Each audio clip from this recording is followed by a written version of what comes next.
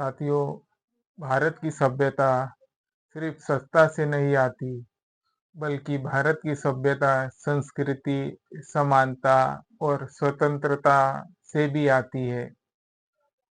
भारत में जो हमारी संस्कृति रही है, कल्चरल परफॉर्मेंस रही है, खास करके रिपब्लिकन डेमोक्रेटिक में, लोकतंत्र गणराज्य में, भारत में सभ्यता से ही हमारी संस्कृति, समानता और स्वतंत्रता बनकर आई है, उभरती आई है।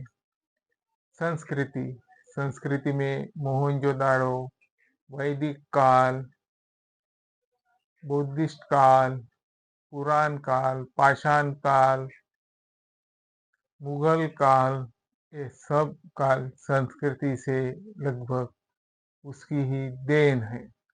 स्वतंत्रता और समानता, इसमें स्वतंत्रता होती थी। अभी रिपब्लिक डेमोक्रेटिक में स्वतंत्रता है या नहीं है। पहले समानता होती थी, संस्कृति में होती थी, पुराण काल में होती थी, बौद्ध काल में होती थी, कुषाण काल में होती थी, मौर्य काल में होती थी। अभी वो संस्कृति दिखाई देती है या नहीं दिखाई देती है। नमस्ते, मैं राहुल वरगट और हम आपसे रिक्वेस्ट करते हैं कि हमारे इस वीडियो को, चैनल को अंत तक देखिए, ताकि कोई भी जानकारी आपसे मिस ना हो जाए। चलिए शुरू करते हैं हमारा ये वीडियो। संस्कृति बहुत अहम होती है, खासकर गणराज्य राज्यों में। बौद्ध काल में इसकी बहुत महत्वपूर्ण भूमिका रही है। बौद्ध जीवन की क्या कथा का मंचन प्रस्तुति में भगवान बुद्ध के जीवन के महत्वपूर्ण प्रसंग, जन्म, त्याग, बोधि प्राप्ति और उद्देश्य को नृत्य, नाट्य या संगीत के माध्यम से दर्शाया जाता है। यह दर्शात्मक और ऐतिहासिक कथा को दर्शकों तक पहुंचाती थी, जैसी उनका नृत्य प्रस्तुति, जो उनका जो देखरेख होता था, वो उनकी जो बोध प्राप्ति, उपदेश, नाट्य, संगीत, संस्कृति, वहाँ पे समानता भी थी, संस्कृति भी थी और स्वतंत्रता भी थी, जो कि बुद्ध ने अपने सारनाथ में प्रथम उपदेश में दिया था कि जो ये धम्म है, ये सबके लिए इक्वलिटी है। ये जो धम्म है, सबके लिए समानता है। उन्हें जो ज्ञान प्राप्त हो चुका था महाबोधि महाविहार में, आज उसके लिए भी स्ट्रगल हो रहा है। उसके लिए भी स्ट्रगल हो रहा है, पर उसे स्ट्रगल के लिए स्वतंत्रता नहीं मिल रही, वो आज भी कब्जे में है। ये संस्कृति शायद सत्ता के लिए अच्छी नहीं है, ये समानता शायद सत्ता के लिए अच्छी नहीं है, और ये संस्कृति शायद वैदिक को वैदिक संस्कृति को भी इंजर्ड करती है। अब आते हैं हम वहाँ पे नाट्य कैसे होता था। नाट्य तो बहुत ढोल ताशा संगीत सुरमय होता था, जैसी कोई बहुत आगाज होने वाला है, ऐसी नाट्य संगीत होता था। लोग आभूषण पहन के आते थे, सबको फ्रीडम होती थी। दोस्तों, कल्चरल पर कल्चरल परफॉर्मेंस में, संस्कृति में पारंपरिक नृत्य और जीवन शैली भी होती थी। ढोल, बांसुरी और जो फंक्शंस होते थे, वो लोगों को सुखमय देता था। अभी का फंक्शंस जो है, कल्चरल है, उन लोगों को ऑब्जर्व कर लेता है। वो खुद के इंटरेस्ट के लिए होता है, कई तो भी फंक्शंस हित के लिए। तब जो फंक्शंस होते थे, लोगों के हित के लिए होते थे, गणतंत्र के लिए होते थे, लोगों के चॉइस के लिए होते थे। उनको उनके फैमिली को जुटाने के लिए होते थे।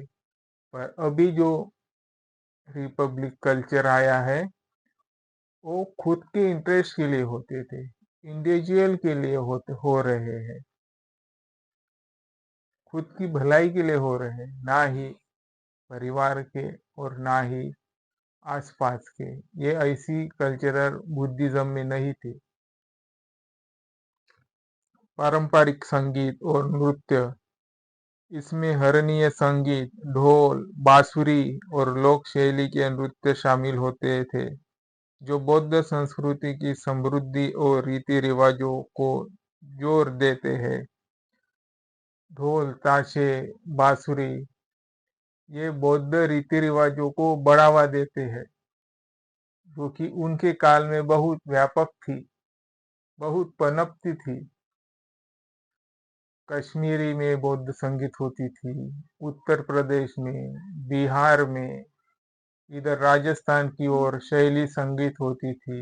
ये शैली शब्द कहाँ से आया है? ये बुद्धिज्म से ही कल्टीवेट होके आया है। बुद्धिज्म में अनेक प्रकार के उपदेश देश दिए जा चुके हैं, और यही जो देश उपदेश है ये आगे आगे चल के बढ़ते रहे हैं। किसी किसी ने अपने खुद के लिए इंटरेस्ट के लिए अचीव किया है उस उपदेश को। आज हम कई बार अब जानते हैं कि बांसुरी, ढोल, ताशा के लिए सम्मान चिन्ह दिए जाते हैं, उन्हें ट्रॉफी दी जाती थी। पहले उन्हें जमीन जायदाद दी जाती थी, वर्चस्व दिया जाता था। जो अच्छे कल्चरल और कल्टिविस्ट होते थे उन्हें। पर शायद आज वो गणराज्य कहीं तो भी गुम हो चुका है, बहुत कम ही नजर आते हैं ऐसी बांसुरी, ढोल, ताशा वादक।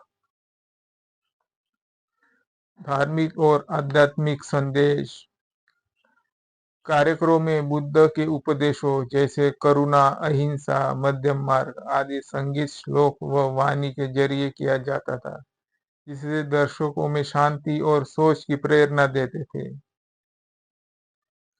बुद्ध के आध्यात्मिक संदेश, जो कि ध्यान मार्ग और वस्तु मार्ग भी होता था, मध्यम मार्ग होता था, करुणामय मार्ग होता था, आपस में दिलों में करुणामय होता था। अभी वो करुणामय गायब हो चुका है। ये गणराज्य नहीं है, ये संस्कृति नहीं है। घरों घरों में बेविचार है। यहाँ तक ये करुणामय क्या है, अपना व्यवहार है।